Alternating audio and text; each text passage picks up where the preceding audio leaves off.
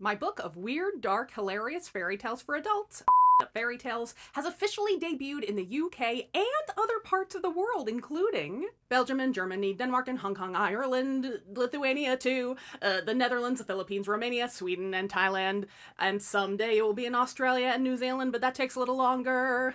Thank you.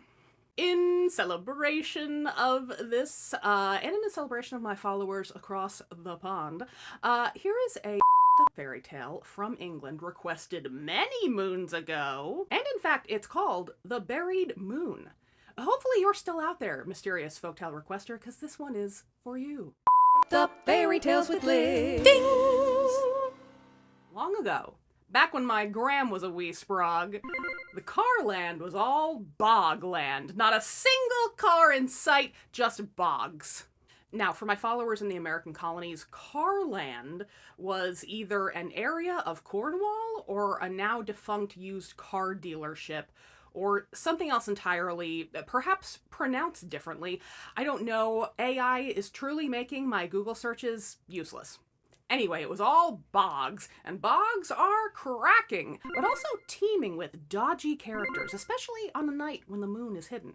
See, when the moon was shining, the evils that dwell in the darkness don't faff around, they stay away. But when the moon is hidden, the bogles, or is it boggles, and the witches, and the TIDDY muns, tiddy means small, okay? And the TIDDY muns all come out to terrorize the good people of the bog. The moon was feeling a little guilty about taking a night off here and there, and she wondered to herself, Are things really that bad when I'm not around?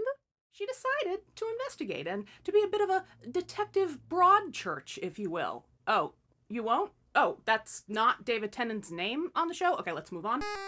So for her next new moon night, she threw on a dramatic black cloak, climbed down from the sky, and explored the bog. She quickly discovered that even without all of the boggles or bogles and witches and tiddy muns, again, tiddy means little, she discovered Blast! It's bloody terrifying in the dark of night. she'd likely have zoomed right back up to the sky, but she tripped in the swamp, and the vines caught her fast, trapping her in the damn upside down of the bog. Shit was about to go barb on the moon's ass. While she struggled against the vines, she saw a local man making his way home. I never should have walked home alone in the bog during the new moon. I'm proper bricking it out here. Just before the man could be set upon by tiddies, the moon tossed her hood back and light blazed from her yellow hair. Yes, the moon is a blonde. Deal with it. The man scurried home, grateful for the moonlight that saved him. But in her struggle to free herself from her entrapment, the moon's hood flopped back over her head.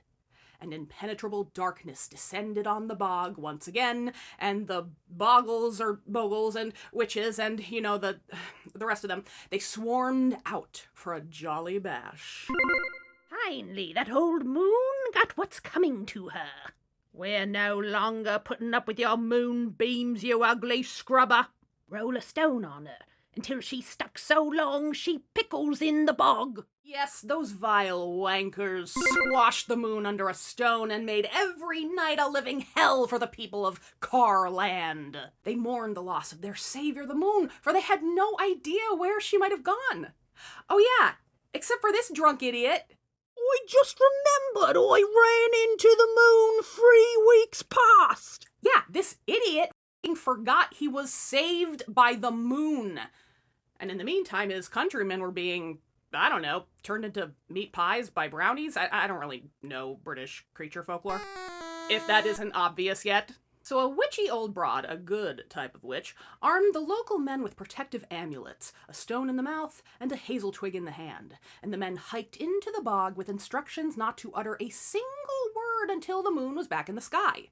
The men eventually stumbled upon a large stone, like an enormous coffin, and from under it a tiddy light pulsed. They rolled the stone off of the moon, and she soared back into the sky with a grateful smile to her rescuers. When you look at the moon, think of me, because I am quite literally the moon.